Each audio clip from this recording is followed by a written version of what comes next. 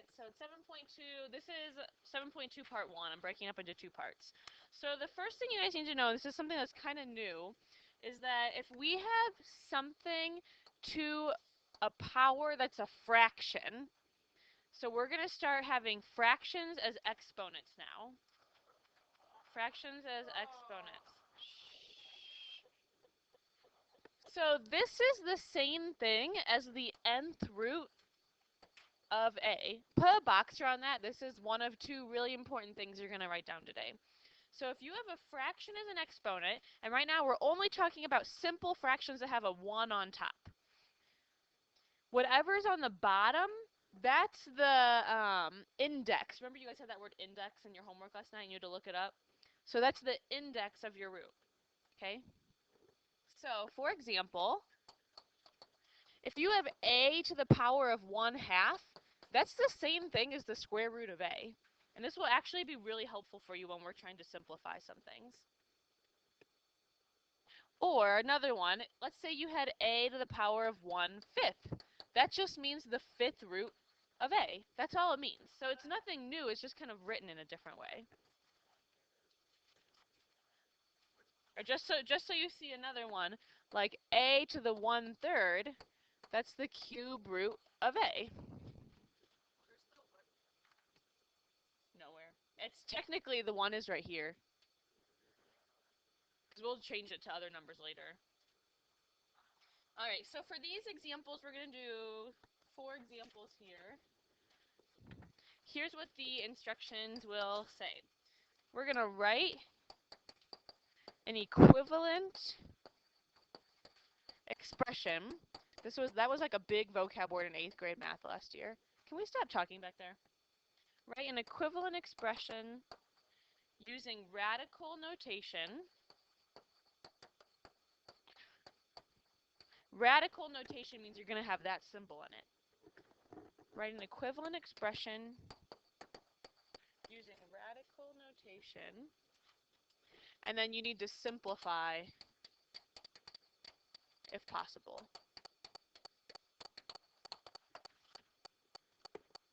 So I'm going to give you guys some things that are in exponential notation. So they're going to have exponents, and you guys are going to change it so we kind of get rid of the exponent, and we're going to write it with the radical sign.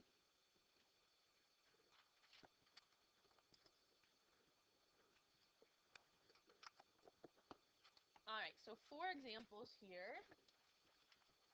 When it says simplify, it kind of means evaluate. First one is 16 to the 1/2. Second one is in parentheses -8 to the power of 1/3. Third one is ABC in parentheses to the power of 1/5. And the last one is 25x to the 16 all to the 1/2. And I usually don't like slanty lines for fractions, but when you're doing an exponent, a lot of times they do slanty lines, so it's okay to do it there.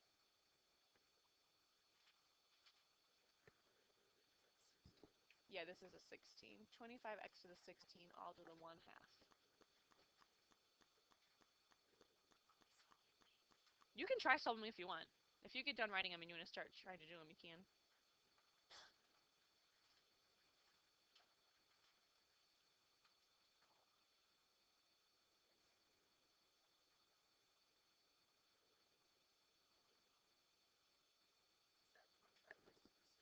Yes.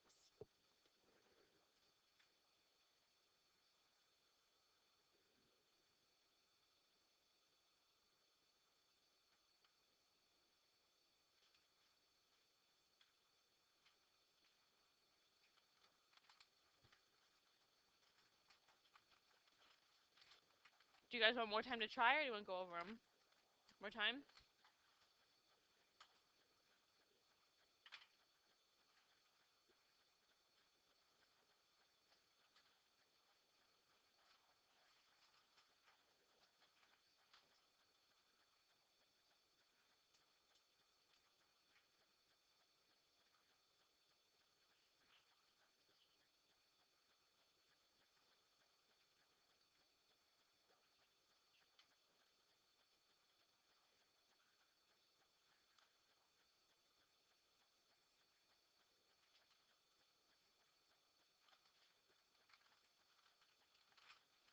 All right, let's try going over these. So in the first one, if we have a power of 1/2, what kind of root does that mean? Like a cube root, a square root? What kind of root does it mean, Cameron? It means a square root. So this really just means the square root of 16. So that's part of your answer, okay? You can't just jump to whatever the square root of 16 is because it said write it with a radical notation. So that's part of your answer. First, you have to write it in radical notation. Now, we can simplify that, right? Because we know the square root of 16 is 4. So you have to write both those things as your answer. Both of those things are your answer. All right, on B, we have -8 to the power of 1/3. So that's a cube root. So you should have written, we've got the cube root with a little 3 outside. So whatever is your denominator comes right out here. And then we've got a -8 on the inside. You don't have to put it in parentheses now because it's like the only thing on the inside of that radical. Raise your hand if you can tell me what the cube root of -8 is. McGill? -2, perfect. So that's part of our answer, and then this is part of our answer, because -2 times -2 times -2 is -8. All right, on C, you only had to do one thing on C, since there's no numbers to simplify. We just need to write this as the 5th root of A, B, C. That's it. 1/5 means the 5th root. Now on our last one, what kind of root does this mean if it's a power of 1/2? A square root. Good. So this is the square root of 25x to the 16. Now, do you guys think we could simplify that more? Liv?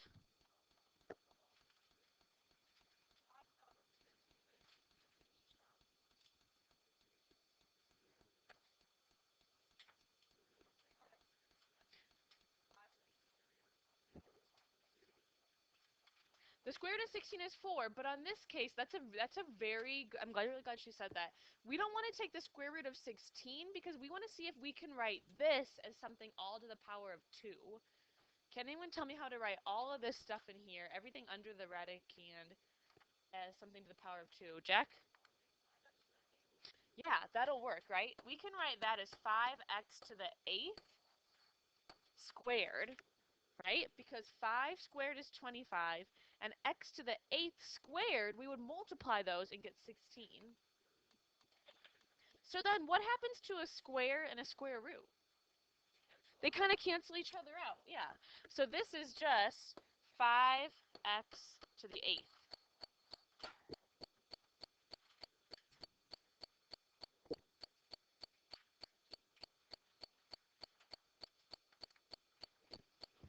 Okay, more examples. Ready? We're going to go the other direction now. So this time, I'm going to shorten my instructions a little bit. We're going to write an equivalent expression using exponential notation.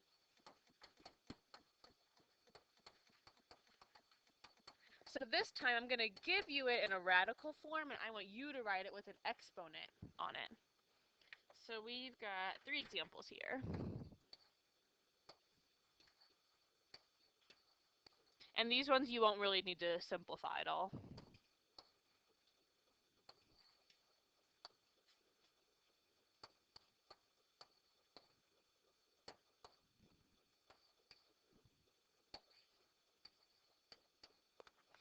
All right, so if you get those down, you want to start trying them, you can.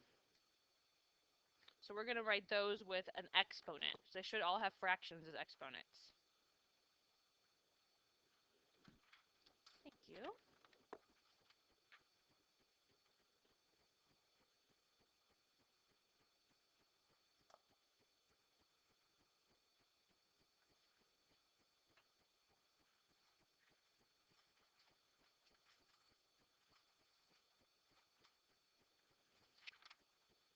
Wow, we're actually almost done with notes, pretty much.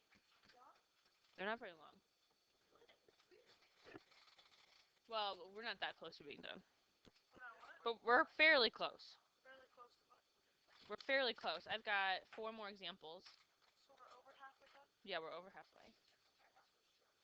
All right, so on this first one, raise your hand if you can tell me What does this 7ab, I need to put it in parentheses because it's all going to be to this power. What power should it be raised to if it's the fifth root? Okay? 1/5. Hmm. Yes. Otherwise, if you wrote this, to me, this would say only the b is getting the power of 1/5. So make sure you put everything that was in there in parentheses. Ah. All right, so on this one, we've got to put all this stuff in parentheses. X cubed y over 4. And raise your hand if you can tell me what power that should get. What should its exponent be? Cameron? 1/7. Nice. And then on our last one, since this is all in here, we've got to put it all in parentheses. And raise your hand if you can tell me what power that should get. Connor? 1/2. Nice. That's it. This is pretty easy, right? Okay, so now we're going to get a little tougher, and this is what Jeb had asked about earlier when he said, like, where's the 1 going? We're going to kind of talk about where the 1 is going. You guys need more time?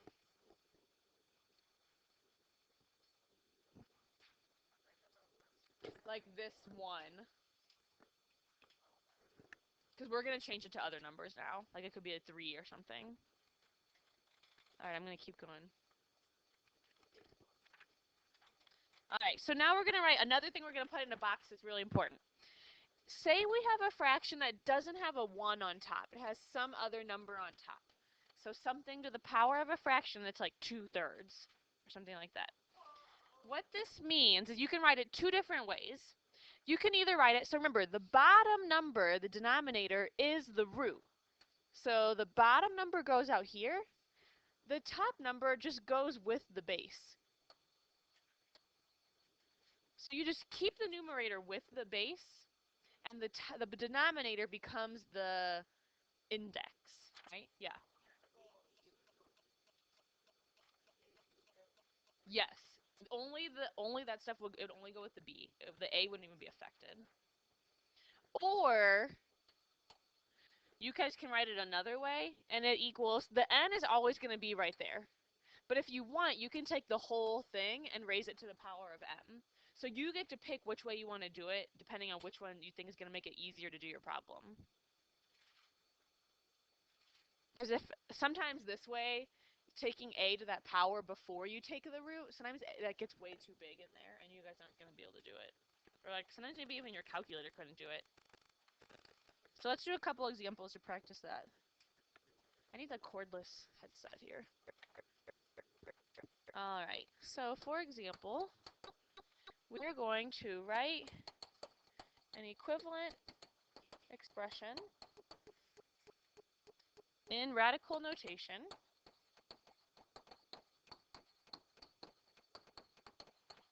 And we'll simplify it.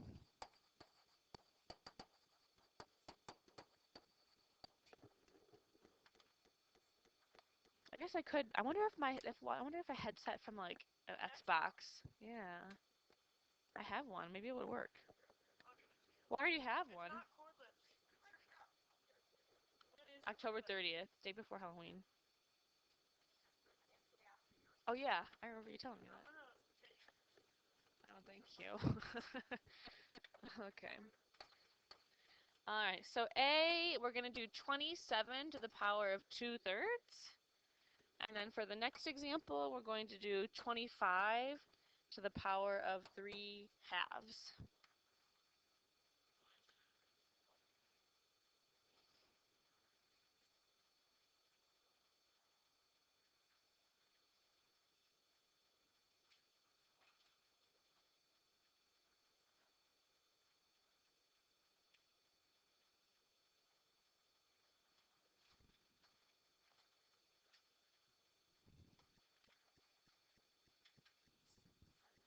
I'll do it with you guys.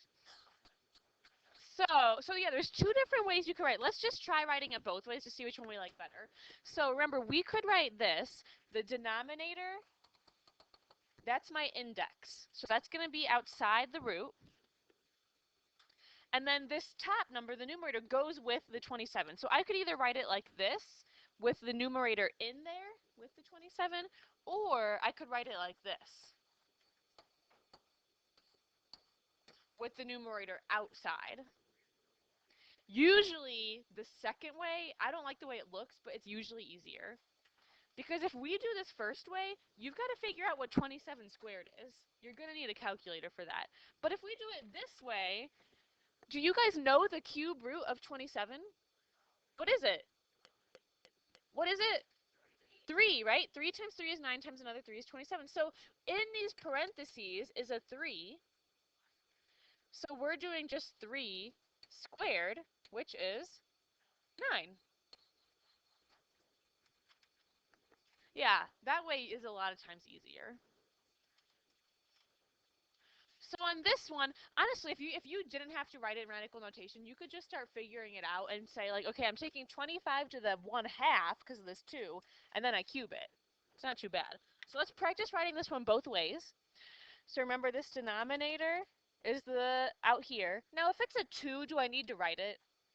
No. Remember a square root, you don't have to write the little 2 out there. So the 2 is invisible right here. We can either put the 3 in here, or we can do the square root of 25 and then cube it after we do the square root of 25. It's up to you. I would think we don't want to do this because we don't want to figure out what 25 cubed is, right? Like 25 times 25 is already 625, and then I don't know what it is times another 25. So let's do it this way. So what is the square root of 25 in here? 5, and then we're doing 5 cubed. Do we know that? Good. 125. We should know that one. Questions on those? They're kind of weird. I like these, though. All right, I've got 2 more examples, yeah? Probably not. All right, 2 more examples. I know, this is short. So for this example, we're going to write an equivalent expression using exponential notation. If I were making a video of this and you guys weren't in here, this probably would have been it would have been like an 11-minute video probably. Right now we're at almost 18 minutes.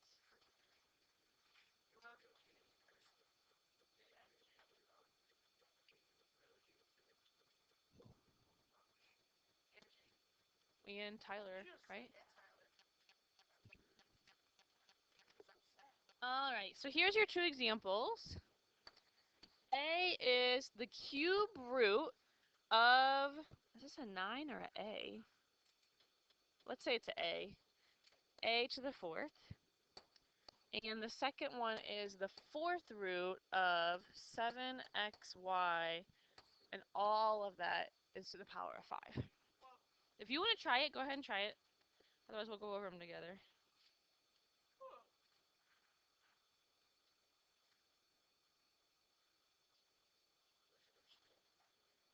Yes, so we're going to write it with no radical sign.